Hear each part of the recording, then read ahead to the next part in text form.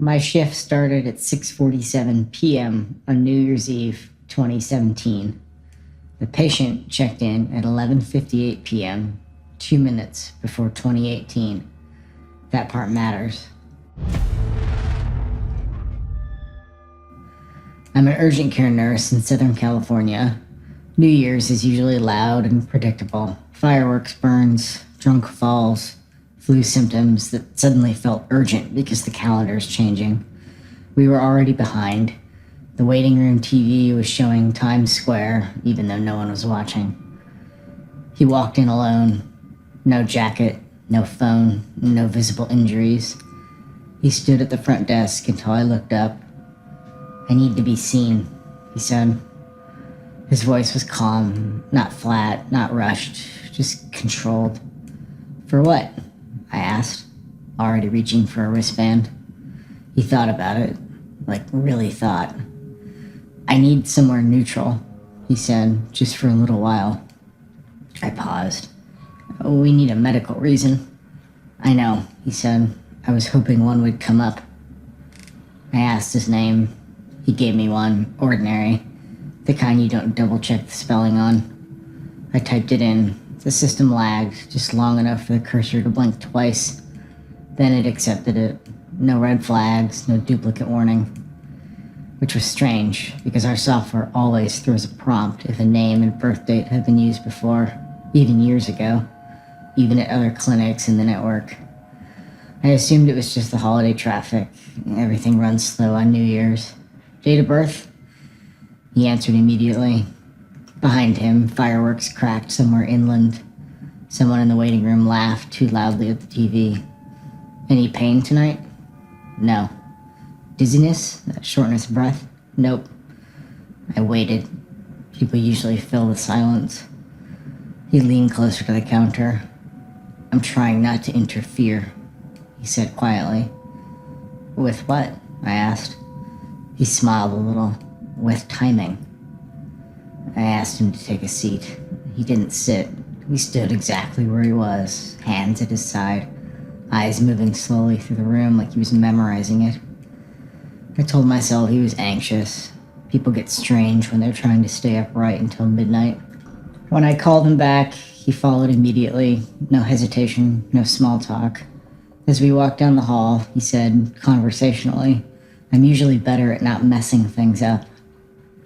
I stopped walking. "I'm sorry?" He glanced at me, surprised, like he'd forgotten I could hear him. "That wasn't for you," he said. Then after a beat, or maybe it was. Vitals were normal, heart rate steady, blood pressure clean, pupils reactive. "You taken anything tonight?" I asked. "No." "Drugs, prescriptions, supplements?" "No." "You watched me right. Do you feel unsafe right now?" I asked. He nodded, "Yes." "From someone else?" I asked. "No." "From yourself?" He shook his head slowly. "No, that already happened." I looked up. He clarified, gently, "the part where I ruined things. That's not tonight." I felt the urge to step back. I didn't. The clock on the wall flipped to 12:01 a.m. "Happy New Year," someone yelled from triage.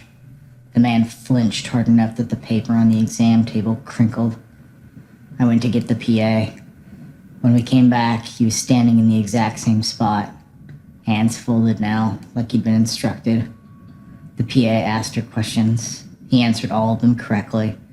No pain, no substances, no hallucinations, no intent to harm anyone. "But you don't want to leave?" she said. "I'd prefer not to," he said, "at least not yet." "Why?" she asked. He met her eyes. "Because once I do," he said, "things start lining up again." She glanced at me. "Well, we can't admit you without a medical or psychiatric emergency," she said carefully. He nodded. I figured. "I just needed to know whether you'd try." "Try what?" she asked. "Keep me," he said, "long enough for it to miss me." That's when she decided to call the police, not for an arrest, but just a welfare check, out of protocol. When I told him, he exhaled, long and relieved. "Good," he said. "They're very procedural. That helps." While we waited, he finally sat on the exam table. "Can I ask you something?" he said to me. "Sure." "Did anyone come in after me?" he asked. I thought about the empty waiting room, the quiet front desk. "No," I said. "I think you were the last one in before midnight." He closed his eyes just for a second. "Okay," he said. "Then I didn't overlap myself. That's good." I told myself not to engage, or train not to encourage delusions, not to validate language that gives shape to something we don't understand. Still, I asked, "Is that something that's happened before?" He opened his eyes. "Yes," he said. Then after a moment, "But not often." I waited for more. He didn't offer. Instead, he looked at the vitals monitor and frowned. "That clock is fast," he said. "It's synced automatically," I said. "It's on the hospital network." He nodded, like that confirmed something. "That's what I was afraid of," he said. I felt the irritation spike.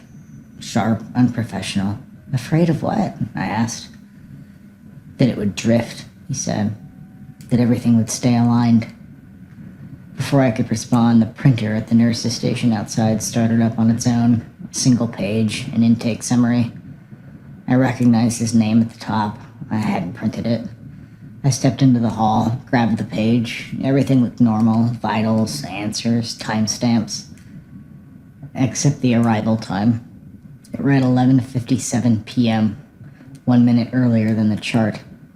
1 minute earlier than I remembered. When I looked back at him, he was watching my hands, not my face. "Sometimes," he said gently, "you only notice the difference if you're responsible for it."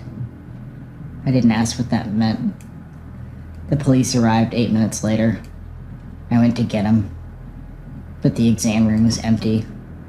Gown folded neatly on the chair, wristband placed on the counter, door still locked from the inside. No window, no bathroom, ceiling tiles intact. The officer searched the exits, nothing.